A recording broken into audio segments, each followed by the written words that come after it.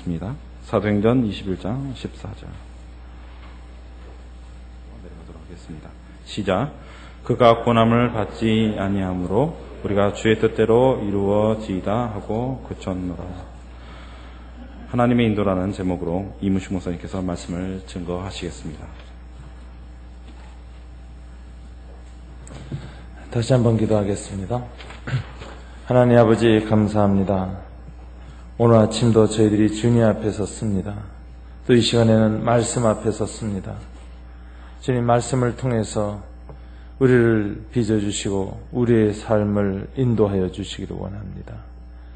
여러 가지 일로 주님의 뜻을 구하는 당신의 백성들이 있습니다. 주님의 뜻을 분별할 수 있는 지혜를 주시옵소서. 주님이 원하는 자리에 서게 하시고 주님이 원하는 곳에서 주 앞에 나아갈 수 있도록 하나님 축복해 주시옵소서. 예수님 이름으로 기도드립니다. 아멘. 네. 하나님의 인도라는 주제를 가지고 2주 연속해서 설교를 하고 있습니다. 지난주에 하나님의 인도의 원리 5가지 중에 2가지를 여러분들과 함께 말씀을 나눴습니다. 2가지는 개인적인 인도보다 공동체를 통한 확인이 필요하다 하는 말씀을 여러분들한테 전했습니다. 사도 바울 같은 경우에는 선교사로 떠나라는 말씀을 그가 분명히 다메섹 도상에서 개인적인 체험을 통해서 확인했습니다. 그럼에도 불구하고 그가 실제로 선교사로 파송받은 것은 무려 10여 년이 지나서였습니다. 하나님은 그를 숙성시키시고 온전케 준비시키셨다가 10년 후에 안디옥 교회 지도자들에게 성령께서 역사하셔서 바울과 바나바를 따로 세워 보내라 하고 말씀하시므로 공동체를 통해서 하나의 뜻이 확정되었습니다. 그래서 사도 바울은 이제 아시아 지역에 전 세계 선교사의 길을 가게 됩니다. 여기에서 개인에게 나타났던 어떤 강력한 체험을 통한 하나님의 인도도 결국은 공동체를 통해서 확정될 때 바로 하나의 뜻이 분명해진다라는 것입니다. 이런 원리를 먼저 우리가 잘 살펴서 개인적인 뜻만 갖고 공동체를 통하지 않고 그냥 나가는 것은 바람직하지 않습니다. 2번째, 하나님의 인도를 받을 때 이 사도 바울 같은 경우에는 자기가 어떤 계획을 갖긴 가졌습니다. 그러나 성령께서 막을 때 그것을 무리하게 추진하지 않았습니다. 그리고 자기 계획을 내려놓았습니다. 그는 소아시아 지역에 전도하고자 애썼고 무시아라는 곳에서 소아시아 지역으로 들어가려고 애를 썼지만 성령이 막으셨을 때 어떤 태도를 보였습니까? 두로아라는 항구로 딱 내려갔습니다. 두로아라는 항구로 내려갔다는 것은 바로 어디든지 주님이 원하시는 대로 계획을 수정하셔서 보내신다면 가겠습니다 라는 자세를 보인 것입니다. 즉 백지 상태로 그 마음을 비워놓은 것입니다. 그랬을 때 그 밤에 마케도니아로 가라는 하나님의 환상이 나타나서 사도 바울은 전혀 생각지 않았던 새로운 길로 가게 되었는데 그 결과로 이 세계복음의 아주 중요한 대전환점을 마련한 것을 볼 수가 있습니다. 이처럼 이 하나님의 인도를 받을 때 2가지 원리, 개인의 확신보다는 공동체의 뜻을 통해서 검증한다라는 원리, 2번째는 자기의 주장 생각보다는 하나님 앞에 비어진 상태, 두로아로 내려가서 주님의 뜻을 묻는다. 그래야 주님의 뜻을 분별하기가 쉽다라는 2가지 원리를 지난주에 말씀을 드렸습니다. 오늘은 이제 3번째, 4번째, 5번째 원리를 나누겠습니다. 3번째 원리는 하나님은 논술형으로 인도하신다라는 원리를 제가 말씀드리고자 싶습니다. 우리 한국 사람들은 하나님의 뜻을 물을 때에도 아주 익숙한 방식이 있는데 이게 사지선다형입니다. 사지선다형. 하나님의 뜻이 무엇일까? 이렇게 할 때 하나님 앞에서 무슨 생각하냐면 하나님 A, B, C, D 내가 이제 생각을 가다듬는 거죠. 그래서 하나 A면 좋겠다. B는 또 괜찮겠다. 가능한 C도 좋다. D도 좋다. 4가지 정도를 해놓고 하나의 넷 중에 뭐가 하나님의 뜻입니까? 가르쳐 주십시오. 대부분 이렇게 기도를 해요. 하나의 인도를 사지선다형 혹은 오지선다형, 육지선다형으로 받으려는 그런 그 특성이 있습니다.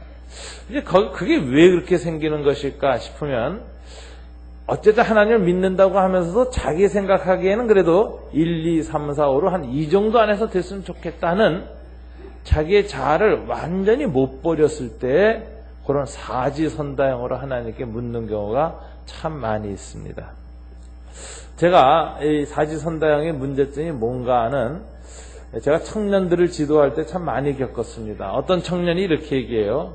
제가 결혼 대상자로 셋 중에 하나를 지금 하나님께 묻고 있습니다. 그럴 때가 있어요. 그래서 왜 셋 중에 하나냐 그랬더니 첫째는 어머니가 이렇게 추천한 아무개가 있고, 둘째는 우리 교회 청년부에 누가 있고, 셋째는 뭐가 있고, 이렇게 해가지고 참 마음이 헷갈린다는 거예요. 참 그 자매는 굉장히 행복한 자매입니다.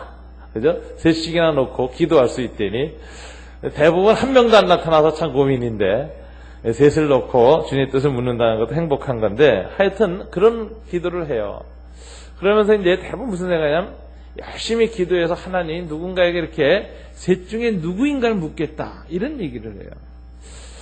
저는 이제 그런 식으로 기도하는 사람을 볼 때마다 참 이게 무슨 무당을 통해서 이 쪽집게 무당이 딱 점지하듯이 이렇게 하나님의 뜻을 찾으려고 하는구나, 이런 생각을 많이 했어요. 이게 동양적인 사고방식입니다. 이런 것들을 동양 운명론이라는 것이죠. 사람이 아무리 애를 쓰고 노력을 해도 운명이 정해져 있어서 글로 결국 가게 돼 있다라는 것입니다. 이 동양 운명론은 닫힌 세계관입니다. 미래가 이미 정해져 있다는 거예요. 근데 성경은 절대로 그렇게 얘기하지 않습니다. 성경은 하나님의 예지와 작정이 있다고 말해요. 그러나 하나님의 예정론은 운명론하고 다릅니다. 하나님의 예정은 하나님이 구원 문제에 관해서 예정하신 것이에요. 구원 문제에 관해서. 그리고 나머지 문제는 하나님의 뜻이 있지만 그것을 하나님이 강권적으로 하시는 것이 아니라 사람들의 선택과 결정에 따라, 자유의지에 따라서 하나님이 역사하시는 것입니다. 그렇기 때문에 정해진 어떤 운명, 내가 아무리 애써도 피할 수 없는 어떤 길로 인생을 가게 돼 있다라는 이런 피동적이고 수동적인 이런 자세를 그리스도인이 갖는 것은 옳지 못합니다. 그런데 이제 그 자매 같은 경우에 이제 문제가 있어요. 셋 중에 누구 하나를 생각해서 기도해가지고 A가 하나님이 내게 점지해준 신랑이다, 이렇게 해서 결혼을 했다고 쳐요. 근데 이제 문제가 가끔 이럴 때가 있어요. 그 후에 지내다 보면 부부싸움 계속 하는 겁니다. 또 문제가 생깁니다. 어려움이 생깁니다. 그럼 이제 이 자매가 무슨 생각하냐면, 내가 그때 잘못 택했나, 이런 생각하는, 잘못 분별했나. 그래가지고 서로 어떤 사람들은 속으로 말은 안 하지만, 그때 C였는데 A하고 내가 잘못 분별해서 결혼한 거 아닌가, 이런 황당한 생각을 하는 것 같아요. 만약 그런 생각하는데 문제가 있죠. 만약 운명론적이라면 그 C는 어떻게 된 겁니까? 거기도 잘못 택한 거죠. 그럼 거기도 문제가 나야 됩니다. 그리고 두 쌍이 이혼을 해야 돼요. 그다음에 둘이 다시 만나야 운명대로 되는 거죠. 근데 그런 일이 없어요. 그런 사고방식이 굉장히 잘못된 겁니다. 혹시 또 지나쳐서 그런 사고방식에 사로잡히면 이제 C를 찾아가는 거예요. 유부남을. 당신이 원래 내 짝인데 잘못 결혼했다. 나도 그렇고 각각 헤어져서 우리 만나야 된다. 이런 식의 그 정신 나간 사람처럼 행동할 수도 있는 겁니다. 여기서 우리는 사지선다형으로 하나님의 인도를 받는 방식이 이게 성경적이 아니다라는 걸 우리는 알아야 됩니다. 제가 설명하고자 하는 하나님의 인도는 항상 논술형이다라는 거예요. 우리는 A, B, C, D 어느 뜻인지 기본적인 조건만 있으면 택할 수 있습니다. 성경이 가르치는 윤리적인 것에 넘어가지 않고 문제가 없는 그런 것 중에선 하나님은 우리가 A, B, C, D 어디든지 택할 수 있게 돼 있어요. 자유롭게 해주셨어요. 택한 다음에는 그 문제를 하나님과 함께 풀어가는 겁니다. 그러니까 우리가 이제 저는 청년들한테 그런 얘기를 해요. 내 결혼 대상자가 누굽니까? 그러면은 제가 내 주변에 있는 남자는 다 네 결혼 대상자다 그래요. 하나님의 뜻이 그 중에 누구입니까? 다가 하나님의 뜻이다. 제가 그래요. 그 중에 누구를 택하든지 그때부터 두 사람이 손잡고 하나님 앞에 인도를 구하고 은혜를 구하면은 하나님이 두 사람의 사랑 안에 주님의 사랑을 부어주셔서 둘이 함께 이 세상을 주님의 뜻을 살피면서 잘 이루어 나가는 것이 하나님 뜻이지, 누가 내 짝인가 이런 식으로 찾는 게 하나님 뜻이 아니다. 어떤 사역지도 마찬가지입니다. 우리가 선교지를 가거나 이럴 때에도 넷 중에 어디입니까? 이런 식으로는 참 바람직하지 않은 것 같아요. 하나님 어디든지 가겠습니다 라고 할 때 하나님 앞에서 그래서 잘 살펴가지고 하나님 인도에 따라 택한 곳에서 열심히 성실하게 주님의 손을 붙잡고 사역을 하면 주님이 그 문제를 풀어가셔서 아름답게 하시는 겁니다. 하나님의 인도는 우리가 선택한 문제에 대해서 논술형으로 임하셔서 우리가 문제를 못 풀 때 도와주시고 지혜가 부족할 때 지혜 주시고 깨닫게 해주셔서 그런 문제를 풀어나가면서 하나님께 영광을 돌리게 하는 것, 이게 하나님의 인도입니다. 변재창 선교사님이라는 분이 계십니다. 한국교회에서 선교사님들 OMF에 속하셔서 선교를 아주 잘하시는 선교 대지도자 중에 한 분입니다. 이 변재창 선교사님이 인도받았던 얘기가 굉장히 그 마음속에 저는 남습니다. 이분은 원래 태국 산지족을 복음화하겠다고 기도를 했고 항상 기도할 때 태국 산지족에게 날 보내소서라고 부르짖었습니다. 그리고 저희가 신학교 다닐 때 모임에 모여 소그룹 모임에 와서 항상 자기는 태국 산지족을 향해서 하나님이 불렀다. 그리고 그들을 위해서 목숨을 바치겠다. 뭐 이런 식으로 얼마나 강력하게, 산지족은 그렇게 생각하지 않는 것 같은데 그분은 혼자 그렇게 열심히 산지족을 향해서 애를 쓰시더라고요. 그러다가 이제 싱가포르에서 훈련을 받았습니다. 근데 싱가포르의 훈련 지도자가 지켜보더니 1년 훈련 끝난 다음에 당신은 태국에 맞지 않다. 당신은 내가 보니까 당신의 스타일, 인간관계, 생활 스타일 이런 게 일본의 선교사로 가기 딱 좋다. 일본 사람하고 굉장히 비슷한 데가 있다. 뭐 완벽주의도 있고 깔끔함도 있고 그 다음에 어떤 일을 할 때 아주 계획적이고 실수 안 하려고 그러고 다른 사람에 대한 배려 잘하고 당신은 일본에 가야 된다. 일본에 탁 맞는 사람이다. 이렇게 얘기한 거예요. 이분이 난리가 났죠. 왜 내가 일본에 가야 되느냐? 일본 한 번도 생각해 본 적 없고 기도도 해본 적이 없다. 난 태국 산지족이다. 이러고. 근데 기도해보라고 하도 그래가지고 이분이 이제 할 수 없이 소위 드로아로 내려가서 이제 기도한 거예요. 하나님 도대체 무엇입니까? 금식하며 기도했어요. 근데 이분이 하신 얘기에 딱 일주일 되니까 마음에 그렇게 10여 년 동안 자기가 신학교 때부터 산지족 하면서 공부하고 기도했던 그 모든 게 이상하게 사라지고 순종하겠다는 마음이 생기고 일본으로 갈 마음을 주시더라고요. 그리고 지금까지 일본 선교를 아주 20여 년 동안 잘하고 계십니다. 지금도 일본 OMF의 아주 중요한 키 멤버가 되셨고 일본 선교의 아주 중요한 지도자가 되어 계시는데 이제 이분이 와서 그 싱가포르에서 그 마음이 바뀐 이야기를 일본에 가기 전에 파송 직전에 와서 이제 간증을 했어요. 우리 후배들 다 놀랬죠. 아니 저 양반 맨날 태국 산지족한테 간다 그러더니 일본 간다 그래가지고 다 얼떨떨했습니다. 근데 하나님 마음을 바꾸신 이야기를 쭉 하십니다. 근데 그분의 그 후의 생애를 보니까 내가 어디를 간다, 누구하고 산다 이거 결정하는 게 중요한 것이 아니라 딱 거기를 잡았을 때 그때부터 하나님과 함께 시작하느냐 이게 중요한 거예요. 어느 누구 하든지. 여러분, 하나님은 우리가 뜻을 드러내실 때 하나님 넷 중에 어느 것입니까? 셋 중에 어느 것입니까? 길을 가르쳐 주십시오. 그러면 대부분 하나님 이렇게 말씀하십니다. 야, 내 뜻 싫고 셋 뜻 싫다. 그러세요. 나는 그런 식으로 인도하기를 원하지 않는다. 내가 성경의 말씀에 어긋나지 않는 한도 내에서 아무거나 내가 내 자신을 살펴보면서 택하라. 그러면 그리고 내게 구하라. 그럼 내가 너와 함께 임하셔서 그 문제를 풀어가 주겠다. 여러분, 하나님 앞에 순종할 마음이 있고 하나님의 인도를 받을 마음만 있으면 어떤 결정을 하시든 하나님은 축복하십니다. 그리고 함께 하십니다. 그 문제를 풀어주시는 하나님이십니다. 그렇기 때문에 하나님의 인도를 구할 때 동양사상, 쪽집게 무당에 의지해서 운명의 길을 택하려는 이런 피동적이고 이런 잘못된 태도를 버려야 합니다. 어떤 길이든지 우리한테 열려져 있습니다. 그리스도인에게 미래는 활짝 열려진 세계입니다. 어떤 길이든지 택하고 주님의 은혜를 구하면 주님은 그 길을 함께 열어가시는 하나님이시다.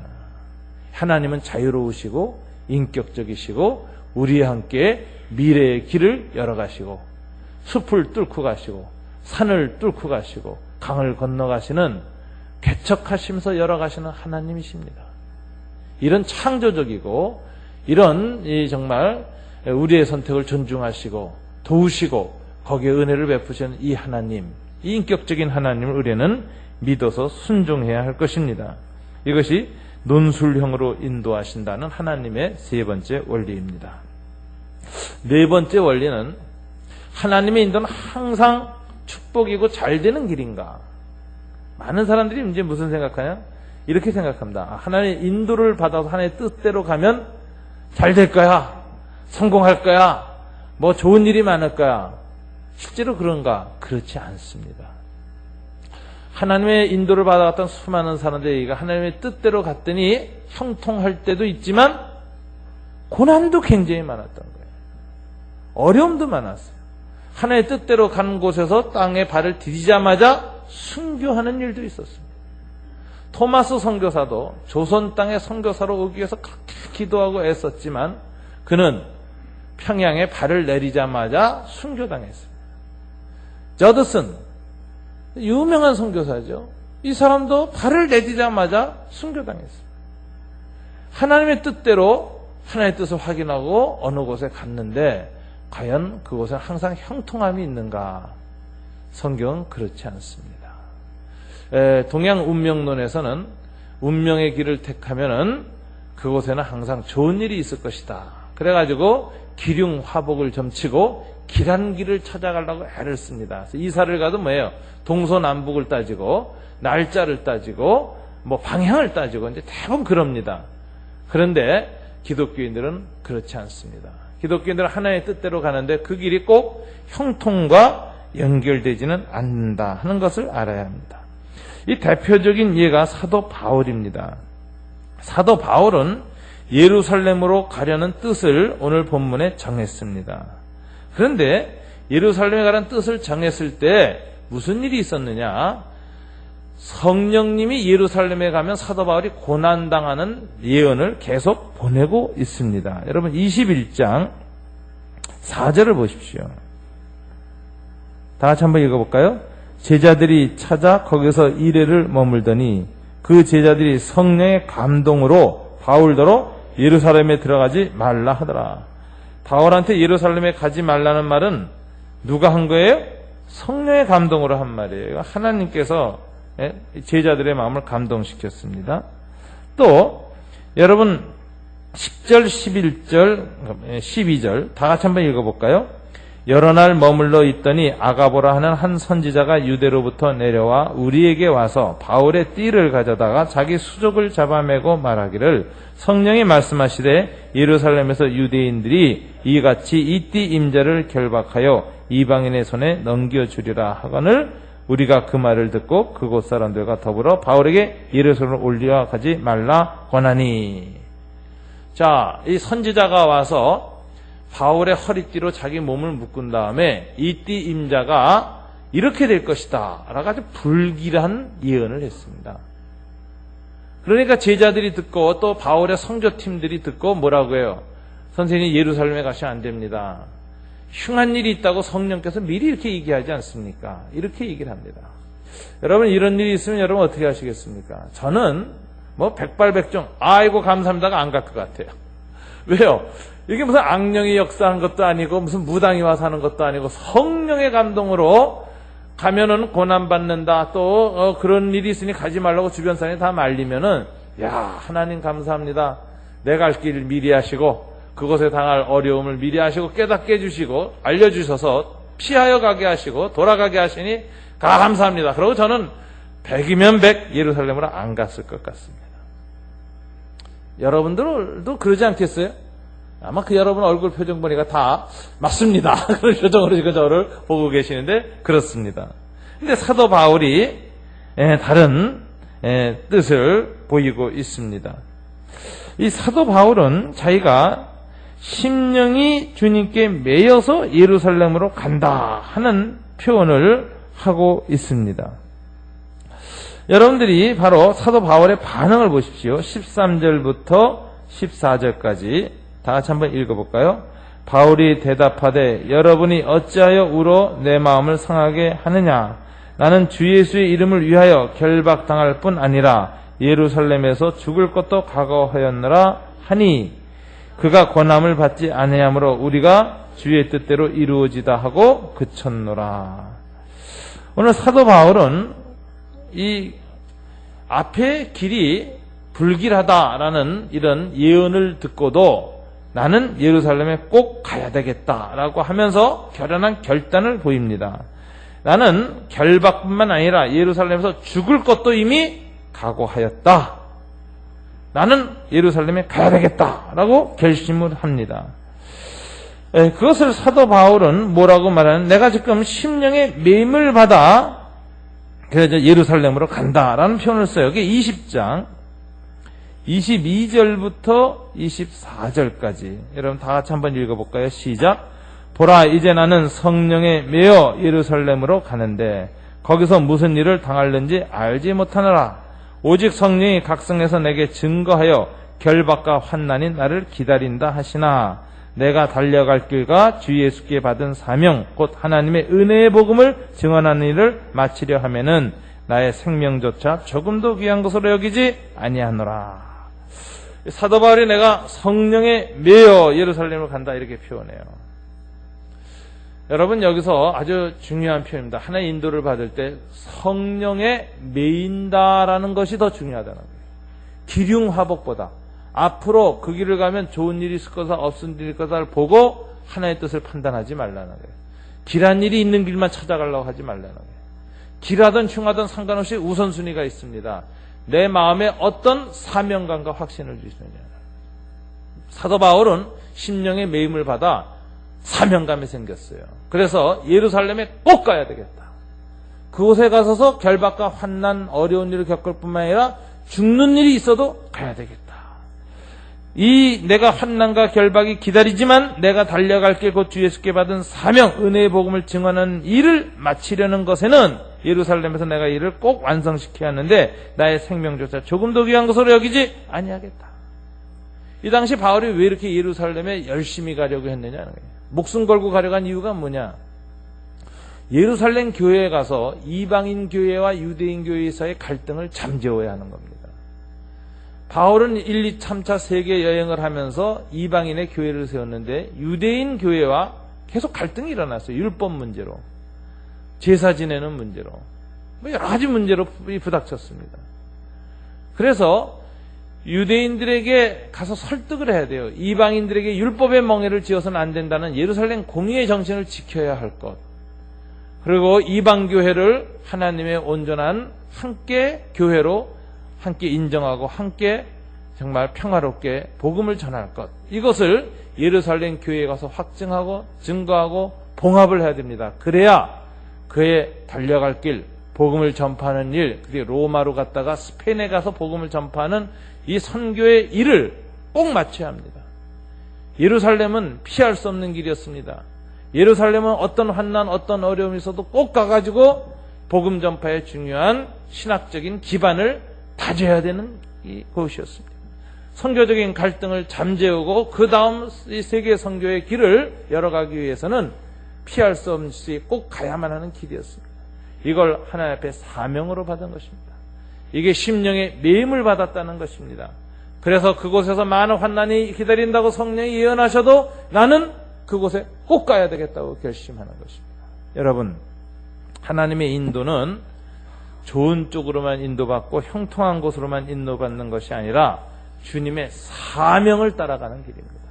사명감을 주시고 비전을 주시고 확신을 주시면 아무리 어려운 일이 예상되어지고 어려운 일들이 놓였다 하더라도 그 길을 가는 것이 하나님 앞에 그 뜻을 분별하는 길입니다. 그래서 하나님의 뜻은요, 환경을 통해서 오지 않고 뭐로 온다? 마음의 사명감으로 온다. 심령의 매임이라는 방식. 인격적인 인도가 더 중요하다. 그래서 환경 좋은 곳으로만 이끌림 받으려고 하지 마시고 인격으로, 자기 인격적으로 인도받고 마음에 감동을 주고 마음에 확신을 주고 마음의 뜻이 기도할수록 점점 분명해져요. 그곳에 아무리 어려움이 있어도 나는 이 일을 꼭 해야 되겠다. 딱 뜻이 쓰는 일로 갈 때 하나님이 함께 하십니다. 그럼 하나님께서 고난과 풍파를 뚫고 나가게 하십니다. 그 모든 환난 중에 함께 하십니다. 그리고 그가 가는 길을 하나님께서 축복하십니다. 그래서 환난과 고난 중에 하나님의 영광을 돌리게 됩니다. 여기에서 소위 위대한 삶이 보통 시작됩니다. 평범치 않는 삶을 살게 됩니다. 항상 조건이 좋은 곳, 유리한 곳만 찾아가는 사람은 고난 가운데에서 이루어지는 하나님의 놀라운 일을 체험 못합니다. 그 사람의 생애를 통해서 하나님이 행하신 어떤 놀라운 역사를 다른 사람들이 보지 못합니다. 하나님은 때로는 어떤 사명을 위해서 고난을 미리 보여주시면서 그래도 가겠느냐라고 물을 때가 있어요. 그때 고난이나 형편을 살피지 아니하고 그래도 이게 주님이 주신 사명은 저는 어떤 고난이 오더라도 감당하겠습니다라는 뜻을 가지고 가는 사람에게 주님은 길을 열어주십니다. 함께 하십니다. 이게 성경의 하나님의 뜻을 찾는 원리입니다. 그리고 이제 마지막은 하나님은 내비게이션으로 인도하신다. 이걸 제가 말씀드리고 싶습니다. 많은 사람들이 하나님의 인도는 지도로 인도한다라고 생각해요. 하나님은 우리들을 길을 인도하실 때 지도 한 장 턱 던져주고 야 네가 알아서 지도 보고 찾아가 이런 하나님이 아닙니다. 여러분 저는 이 지도는 성경이라고 생각합니다. 주님께서 그냥 성경 탁 던져주고 이 성경 생각하면서 큐티하면서 네 뜻대로 잘 살피면서 그냥 길을 찾아가라. 하나님 그렇지 않습니다. 하나님은 지도만 주시는 분이 아니라 하나님은 친히 목자이시고 인도자이십니다. 우리와 함께 하십니다. 여러분 요즘 그 자동차에 이제 다들 붙이고 다니는데 내비게이션이라는 게 있죠. 길 안내 장치입니다. 이게 참 신통해요. 그 안에 지도가 들어와 있어요. 근데 지도만 있지 않고 인공위성을 통해서 내 자동차의 현재 위치를 파악합니다. 그리고 앞으로 어떤 길로 가야 제대로 갈 수 있습니다. 안내를 해줘요. 근데 이거 갔다가 제가 잘못 들어가잖아요. 그 안내받고 이제 IC에서 나가라는데 지나쳤습니다. 다음 IC로 나가도 또 안내해요. 길을 잘못 들어도 이제 또 수정해서 이렇게 하면 다시 갈 수 있습니다. 안내를 해요. 전 그걸 볼 때마다 상당히 이거 하나님의 인도하고 너무 원리가 똑같다 이런 생각이 들어요. 하나님께서 우리가 성경을 통해서 이렇게 살아야 된다는 인생의 큰 방향을 가르쳐 주십니다. 근데 우리가 항상 순종하나요? 못합니다. 지도를 잘못 읽을 때도 있고 알면서도 못할 때가 있어서 딴 길로 들었습니다. 그러면 하나님의 인도는 사라지고 야 임마 내가 너한테 이렇게 지도를 주고 가라는데 네가 스스로 잘못 들어서 할 수 없다 꽝이다 그러고 냉정하게 우리를 버리시는가? 절대 그렇지 않습니다. 우리가 길을 잘못 들어서 회개하고 하나님 잘못 들었습니다. 주님의 뜻을 잘못 알았습니다. 내 욕심 때문에 내 계획 때문에 현혹돼서 엉뚱한 길로 들어섰습니다. 막다른 골목을 만났습니다. 이젠 어디로 가야 할지 모르겠습니다라고 탁 막막해서 주님 앞에 회개하고 서 있으면 이상하게 새 길이 쫙 열려요. 하나님은 왜? 나와 함께 하시는 분이기 때문에. 내가 막다른 골목에 있는 그곳에 주님이 함께 하십니다. 그리고 나는 갈 곳이 없다고 생각할 때 하나님께서 하나님을 바라보면 하나님이 길을 여시는 분입니다. 모세가 그랬지 않습니까? 막다른 골목에 왔습니다. 뒤에는 애국 군대, 앞에는 홍해가 가로놓였습니다. 어떻게 해야 될지 몰랐습니다. 그러니까 백성들이 다 뒤에서 원망하고 울부짖습니다. 우리가 죽을 곳이 없어서 광야에 나서 여기다 다 죽이느냐. 모세 어찌할 바를 모릅니다. 모세가 하나님을 향하여 바라보고 있습니다. 하나님은 나를 잠잠히 바라보라고 합니다. 하나님을 가만히 바라보고 있으니까 하나님께서 어떤 일을 이렇게 했었습니까? 없던 길을 만드십니다. 홍해를 쫙 가르시고 길을 여셨습니다. 하나님 이렇게 인도하시는 거예요. 그래서 우리는 하나님의 인도를 받을 때 서로 잘못 인도함을 받았어도 두려워할 필요가 없어요. 하나님이 이쪽으로 가라고 하는데 내가 욕심 부리고 딴 생각하다 일로 왔구나. 잘못 들었구나. 이런 생각이 들었으면 제일 중요한 게 먼저 회개할 것. 그리고 하나님 앞에 겸손하게 다시 인도를 구할 것. 그럼 하나님이요. 우리 야단칠 거 야단치시고 깨달을 거 깨닫게 하시고 그런 다음에 탁 새 길을 열어주세요. 저는 이런 비유를 자주 듭니다. 제가 하나님 축구 선수로서 말이야 막 하나님의 뜻을 따라서 이제 공을 몰고 가다가 발로 딱 찼는데 잘못 찼어요. 그래가지고 공이 골대로 들어가지 않고 옆으로 슉 나갑니다. 아, 노골이구나 하는 생각이 들면서 하나님하고 은혜를 구하면 놀라운 일이 있습니다. 골대가 옮겨와가지고 골인이 되는 수가 있어요. 이런 일이 있나? 하나님 골대로 옮기시다니. 그런 일이 있어요. 하나님 그렇게 하시는 분이에요. 우리 인생의 골대를 움직여 주시는 분이에요. 내가 못 움직이고 저건 어쩔 수 없는 것이라는 절망적인 것을 바꿔주시는 분이에요. 이런 하나님을 믿기 때문에 여러분, 아무리 여러분이 실수하시고 잘못 들어가셨어도 절대로 절망할 필요가 없습니다. 절망하는 사람은 자살해요. 끝이다. 하나님도 나 두고 구할 수 없다. 이 바로 벽에 부닥쳐서 자살하거든요. 근데 그리스도인은 절대 그런 일이 없습니다. 아무리 막막하고 절망적인 상황이 왔고 이제는 옴짝달싹 못하게 되었구나 하는 상황이 딱 되었어도 그때 하나님 바라보고 회개하고 잘못 인도받고 잘못 살아온 것을 겸비하게 정말 인정하고 무릎 꿇고 주의 뜻을 구하면 옥문을 여시는 하나님이에요. 홍해를 가르시는 하나님이에요. 반석을 열어서 물을 내시고 하늘문을 열어서 만나를 내리셔서 인도하신 그 하나님이 역사를 시작합니다. 그래서 여러분, 지도만 갖고 인생을 살지 마십시오. 지도 갖고 여러분 머리 쓰고 여러분이 판단하고 여러분이 계획하는 거 좋습니다. 그러나 거기에만 의지하지 마십시오. 때로는 잘못 판단했고 잘못된 길에 들어섰어도 하나님을 바라보고 하나님께 겸비하면 하나님은 길을 여시는 하나님입니다. 그게 이제 사도행전에 사도 바울이 로마로 가는 여행길에 나타납니다. 여러분, 이 사도 바울이 이제 바다를 건너가서 로마로 가는 과정이 사도행전 26장부터 이제 나옵니다. 한번 잠깐 보실까요? 사도행전 27장 보십시오.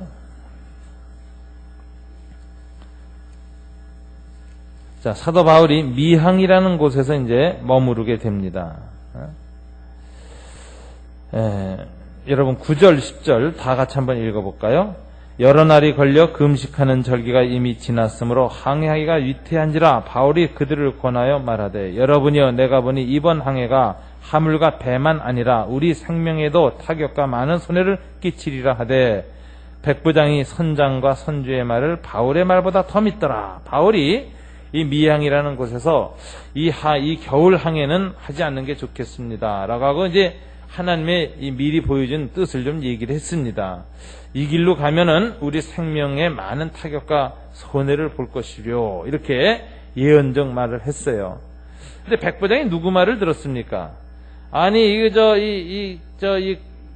이 텐트 메이커 말하니까 이제 피쟁이 가죽 깁는 직업을 가진 전문가인 바울의 말을 듣겠어요? 아니면 오랫동안 지중해 연안을 갖다 항해했던 이 선주와 선장의 말을 듣겠습니까?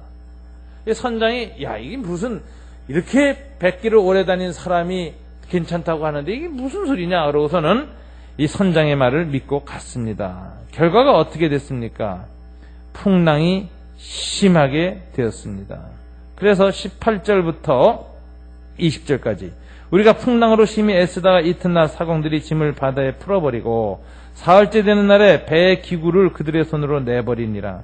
여러 날 동안 해도 별도 보이지 아니하고 큰 풍랑이 그대로 있음에 군의 여망마저 없어졌더라. 많은 사람들이 절망하고 있습니다. 그런데 절망하고 있을 때 사도 바울이 딱 나타나서 이렇게 말합니다. 여러분 22절부터 보세요. 22절부터 26절까지 다 같이 함께 있습니다.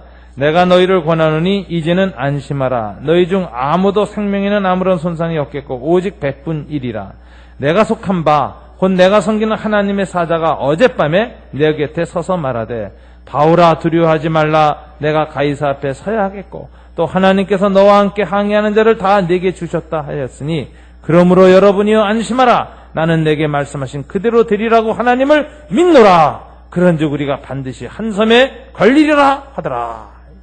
자, 풍랑에 휩싸여서 모든 것 버리고 선원들도 다 포기했어요. 이제 죽었다. 그러다 쓰러져 있는데 한 사람만 우뚝 쓰죠. 사도 바울입니다. 그래서 뭐라고 해요? 염려 마시오. 어젯밤에 주님의 사자가 내게서 말씀하시는 네가 예루살렘을 거쳐서 로마로 가야 한다는 사명에 따라 가는 것이니 너는 꼭 로마로 가게 될 것이다. 너 때문에 이 배와 선원들도 다 살게 될 것이다. 두려워하지 말라 라고 말씀하셨다는 거예요. 내가 그 말을 믿노라. 우리는 다 살 것이요 이랬습니다. 여러분, 바울의 말을 듣지 않고 딴 길로 지나쳤습니다. 엉뚱한 길로 갔습니다. 한여름 겨울 어려울 때 지중해에서 배가 좌초됐습니다. 풍랑에 휩싸였습니다. 오도 가도 못하게 됐습니다. 그런데 하나님은 내버려 두십니까? 사도 바울이 그곳에서 주님의 뜻을 바라볼 때 무슨 일이 있어요? 주님이 사자가 옆에 배에 같이 탁 섰습니다. 그리고 배를 살리겠다. 그래서 풍랑을 뚫고 이제 배는 로마로 가게 되는 것입니다. 하나님은 항상 이렇게 역사하시는 거예요. 그래서 하나님은 지도로 인도하시는 분이 아니라 내비게이션으로 인도하십니다. 여러분과 함께 하십니다. 여러분과 함께 막힌 길을 열어가십니다. 절망의 문을 여십니다. 담을 무너뜨립니다. 불가능한 것을 가능하게 하십니다. 이게 하나님의 임재의 인도라는 것이죠. 그래서 여러분, 하나님의 인도를 바라보고 사는 사람들은 믿음으로 가는 것입니다. 이게 믿음의 인도입니다. 그래야 할 줄을 내가 믿노라 하니, 사도 바울은 믿음으로 이전과 불가능한 상황을 정면으로 돌파해 나가고 있습니다. 여러분, 하나님의 인도는 이런 세 가지 원리로 임한다는 것입니다. 첫째, 논수령으로 임하십니다. 여러분, 무엇을 택하든지 주님께 의뢰하면 주님이 그 문제를 풀어내십니다. 두 번째, 환경이나 기흉보다도 더 중요한 게 뭐냐? 사명입니다. 뜻입니다. 하나님 앞에 귀한 뜻을 갖고 뜻을 품고 나가면 그걸 이루기 위해서 환난 중에도 하나님이 함께 하시고 이루어 나가십니다. 그리고 환난 중에 하나님은 지도가 아니라 내비게이션으로 여러분과 동행하시면서 임마누엘 하셔서 길을 여시는 하나님입니다. 이 하나님의 뜻을 잘 살피고 믿고 믿음으로 그 뜻을 순종할 때 여러분의 인생의 길은 열릴 것입니다. 어려움을 견뎌낼 것입니다. 그리고 여러분들의 자녀들은 승리할 것입니다. 신앙의 승리, 신앙으로 이끌림 받는 삶이 무엇인가를 누리게 될 것입니다. 이 은총이 하나님의 인도를 받기로 결심하는 저와 여러분들에게 이 아침 임하시기를 주님 이름으로 축원합니다. 기도하겠습니다.